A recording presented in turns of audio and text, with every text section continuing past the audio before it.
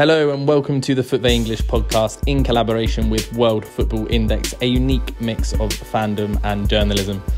FUTVE English is your one-stop shop for all things Venezuelan football in the English language, from the men's to the women's and the domestic leagues to the national teams. Today, I'm flying solo as your host, and if you don't already know, I am Jordan Floret, and I've got plenty of news for you, and depending on how things advance between recording this and when you're listening, you may well be hearing an exclusive. But before we get into that, I would like to say congratulations to Venezuela's under-20s and under-17s on their respective performances at the recent South American Championships. At the start of the year, the under-20s battled, sometimes lethargically, into the final stage where they finished a respectable 5th place and therefore narrowly missed out on qualifying for the Under-20 World Cup later this year, which is now going to be hosted in Argentina. However, on an individual level, stellar tournaments were had by 18-year-old Mineros duo, centre-back Rafael Uzcategui and forward Brian Alcocer.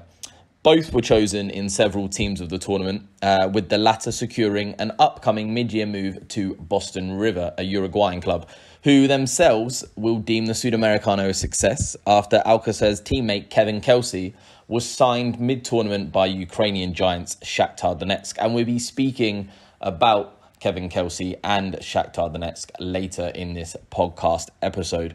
Some bedding in and time to adjust was expected of Kelsey.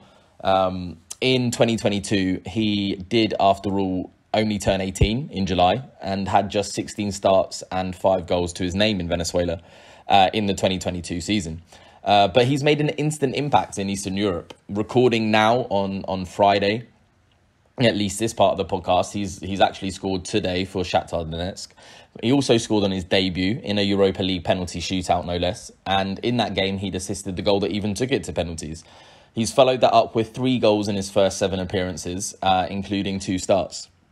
But however, even more impressive was the performance of Venezuela's under-17s, who have qualified for the World Cup after qualifying from their group in the Sudamericano and then finishing 4th in the final stage, including a 1-1 draw in the final game to deny the hosts, Ecuador of Kendry Páez, going to Chelsea, current wonder kid of the world, to deny them winning the championship on home soil. And then it's also worth pointing out, or maybe I will later in the episode, but I've alluded to it now, that in that tournament, Venezuela were unbeaten against all but Brazil and Argentina. Anyway, in part 1 of this episode, that's what I will be getting through. David Martinez, Junior Colina, Juan Arango Jr., and the numbers behind Venezuela's success at the Under-17 Sudamericano.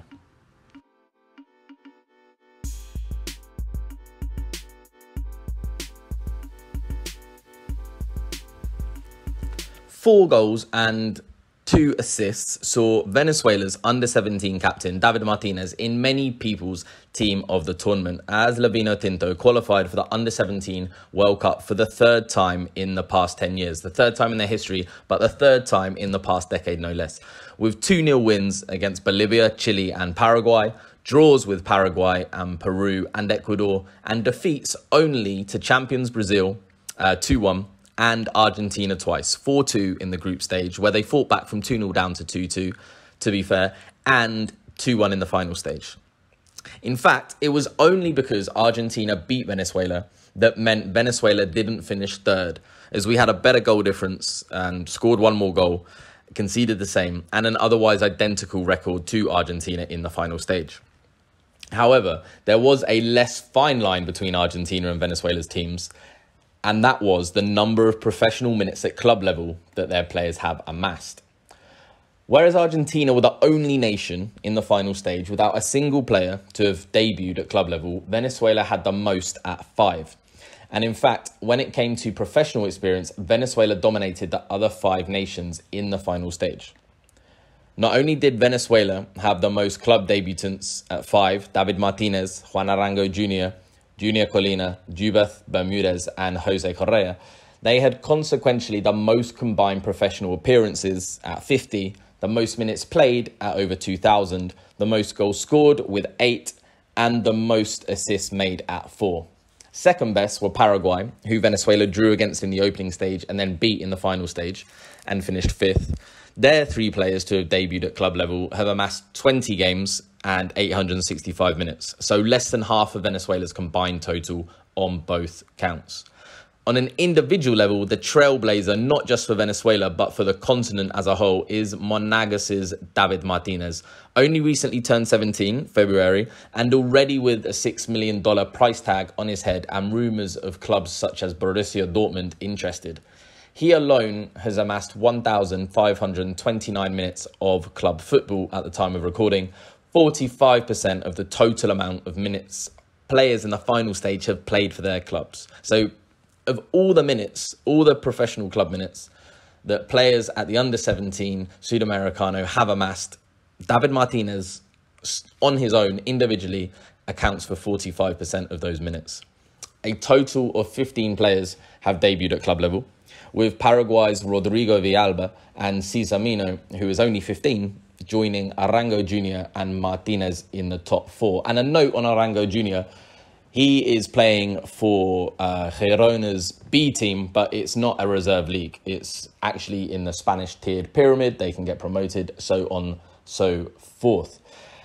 So, although the juvenile rule was scrapped in Liga FUTVE at the start of the 2022 season, and for those who don't know, the rule stipulated that every team must have at least one teenager on the pitch at all times, the rule has left a lasting impression at most clubs, becoming a habit for many, but not all head coaches. The CIES Football Observatory, football data and analysis experts, recently published the top 10 clubs globally for the highest percentage of minutes played by under-20 players in the past 5 years. Mineros and La Guaira were 4th and 5th respectively, in the company of teams such as Anderlecht, and for any Scandinavian listeners, sorry for butchering the name, and Norges-Jaland. Defensor of Uruguay, much more easier to pronounce, were the only other South American team in the top 10. And even more noteworthy on a player basis, CIES in the past week have published their world ranking of the 200 most promising youngsters and 4 Venezuelans featured. So in the top 200 most promising youngsters around the world, globally, 4 Venezuelans featured. Yerson Chacon ranked highest, coming in at 70th overall, and as the 10th most promising right winger in the world. And he was joined by David Martinez, of course, Tuti Andrade, who in late 2022 was named in the Guardian's Next Generation list of their 6 best young talents in the world. That list is put together by journalists around the globe.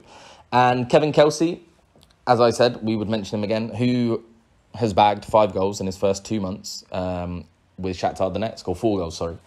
So in total, 49 South Americans made the list of 200, so just under 25%, with Venezuela equaling Chile's 4 and bettering the 2 each of Ecuador and Bolivia, the 1 of Paraguay and Ciso, who got his first goal for Brighton a week or 2 ago, and Peru's absence. Peru were the only South American nation, only CONMEBOL nation, not to have a player in CIES's top 200.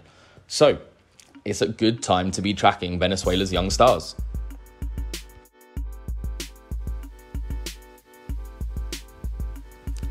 As close followers of Liga FUTVE or FUTVE English will know, at the end of 2022, InStat prematurely ended their data coverage of the Venezuelan league as a result of their acquisition by HUDL, who also own WyScout. And WyScout also stopped their data and statistical coverage of Liga FUTVE, leaving the visibility of the league from a scouting perspective at a 3-year low.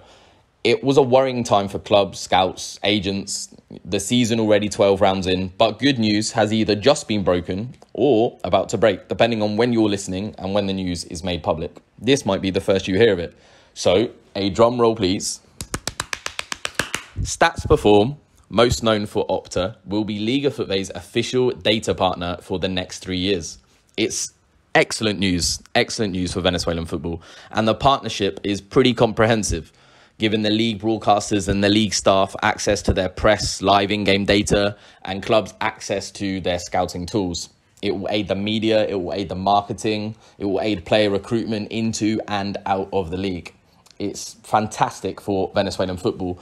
And as much as I loved InStat and everything they did for the league, I think somehow Venezuela's come out of this better off. I think they're now with, for me, the best of the best. If you somehow not heard of Opta, and I'm sure the majority of listeners will have, they are, in my opinion, the market leaders when it comes to football data and analysis, and how they've made it accessible and enjoyable to fans is wonderful, and should be how data is delivered to fans. Storytelling, narratives, insightful, explanatory without being alienating and too number heavy. It was founded in 1996, the same year as MLS, coincidentally, specifically to analyse English Premier League games. It provided the data for Sky Sports broadcasts and went on to become the official statistics provider for the Premier League itself. From there, it's boomed, providing real-time in-game data for leagues around the world and even other sports, and is well known for its various Twitter accounts such as Opta Joe, Opta Jose, and Opta Franz. Coincidentally, we recently made a thread on FUTVE English about one of its publicly accessible tools, Opta's Global Power Rankings. I came across it thanks to Ash Civil, the English head coach in Finland, who recently came to Venezuela for CPD, and we had on the podcast. It's a ranking and comparison tool which gives a rating to nearly 13,500 football teams around the world. It's updated weekly, and it can be used to compare a team from one league in one continent with another team in a different level league from a different continent entirely, and have a decent idea of how they compare. You can even merge leagues to see how the league compares and how teams would fit into other leagues. Using it with Venezuelan teams, for example, you can use the compare function, type in Caracas Football Club, hit enter, and it will show you the 20 teams currently most similarly ranked, the 10 immediately above and the 10 immediately below. That includes teams from the Lithuanian, Egyptian and Icelandic Premier Divisions, and also Motherwell from the Scottish Premiership. With league leaders, Academia Porto Cabello, the tool rates them similarly to DC United of the MLS, Al Ittihad, and Göztepe of the Turkish League. It also shows you that they've dropped 32 places in the world rankings in the past 7 days. They lost in the league for the first time last weekend to Monagas, and are currently the only Venezuelan team in the top 1,000 in the world. Now, that might sound bad, that might sound low, but remember, this tool has 13,500 football teams in it. So if you're in the top 1,300, you are in the top 10% of clubs around the world. So it's not as bad as it sounds. The search tool allows us to overlap Liga FUTVE with England's League One, for example, the third tier of the strongest football pyramid in the world. And you can see that all 15 Liga FUTVE teams are ranked between the highest rated League One team, Ipswich, and the lowest, Forest Green.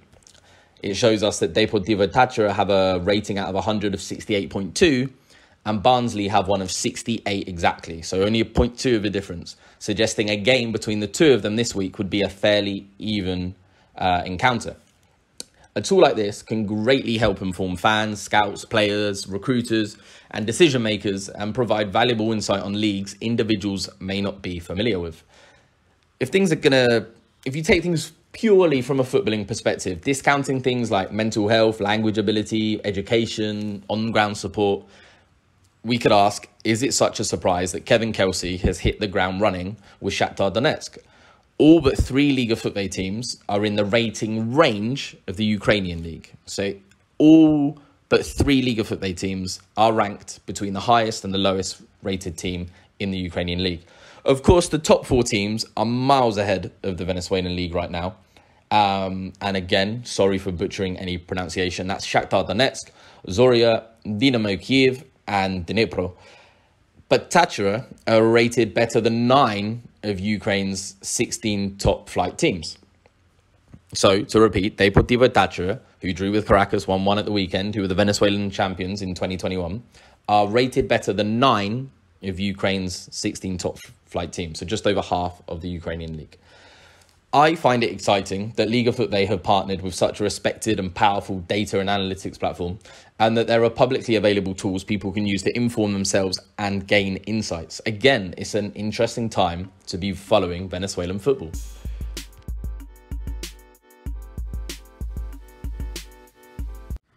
In the last part of today's podcast, I'll be giving you a quick review of the Liga FUTVE season so far, ahead of our upcoming mid-year review that Dominic and Kevin will join me for in a few weeks' time.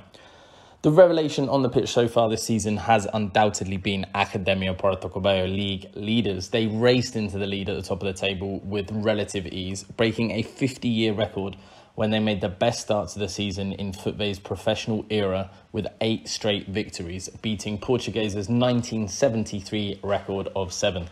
The momentum ran out with that victory, however, and they've won just one of their 4 league games since, drawing 2 and suffering their first and only defeat of the season so far when they lost 3-2 to Monagas in game week 11, a game week that stood out for the performance of 17-year-old Leandro Rodriguez, who came off the bench to score 2 goals in quick succession to inflict Puerto Cabello's first defeat. Academia Puerto Cabello see out the first half of their season with a home game against the only remaining unbeaten side in the league, Caracas Football Club, and an away day versus Zamora. Puerto Cabello's electric start saw them feature in every one of the first 10 official Team of the Weeks this season, represented a total of 20 times, with both Kaki Rivero and Williams Lugo chosen 3 times. That was the most times in the league at that point, since overtaken by Jonathan Eustace with 4 selections in 12 weeks, 25% of the time for the Portuguese goalkeeper, whilst Noel San Vicente remains the most chosen head coach this season with 3 selections. Hot on his tail, however, is the managerial revelation of the season so far, Jesus Ortiz. He was appointed after Martin Brignani had failed to lead Portuguesa to a single win in their first 3 games of the season. Instead, with 2 losses, a draw and not a single goal scored, Ortiz has propelled them from bottom of the table when he took over to a temporary high of 3rd and their current league position of 4th. His tenure started with a 1-1 draw away to Caracas, in which his goalkeeper, the aforementioned Jonathan Eustace, saved a penalty with the last touch of the game. Whilst it was one of 7 draws in Caracas' 11 games to date, they are, as I said, the only remaining unbeaten team in the league, with 4 wins accompanying the joint league high of 7 draws. Eustace, as I said, now the most selected in the Player of the Week so far this season. His 4 selections, correcting myself from earlier, his 4 selections in 12 weeks, equating to 1 in 3, 33% of the time he selected, not 25%, as I said just a moment ago. At the other end of the table, the bottom 5 teams have won a combined total of just 2 games in their respective past 5, both coming against fellow bottom 5 teams. The most worrying form is that of Hermanos Colmenares. They have won none of their last 5, scoring just twice in that time, both courtesy of league standout left-back, that is, Jesus Yendes. 3 losses and 2 1-1 draws leaves them 12th out of 15 and seemingly in freefall since their foreign players all walked out over a pay dispute 6 game weeks ago. Their last victory being a 2-1 win over Carabobo, the last time they had foreigners in their side. The mid-year window is going to be vitally important to their chances of survival. To end on a running theme of this podcast, the impressive young talent of Venezuelan football, we've cracked the numbers and have some findings for you. Teenagers have featured in 7 of the 12 Liga FUTVE Team of the Weeks so far this season, with Yerson Chacon and Andre Vera leading the way with 2 selections each. Andres Romero has also been selected twice, but once either side of his 20th birthday. In total, 9 teenagers have been selected in Team of the Week so far this season, with the youngest being David Martinez of Monagas, who has featured many times in this podcast episode. And Monagas, as a club, also have the most teenagers to have been selected, with Leandro Rodriguez, also 17, and Andres Romero, then 19, taking their total to 3. Well, that's everything for today's episode of the FUTVE English podcast. Thank you very much for listening. If you don't already, please subscribe to us on the podcast platform of your choice and give us a follow on Twitter. And if you enjoyed this episode, please give it a share on social media with either a like or a retweet. Until next time, goodbye.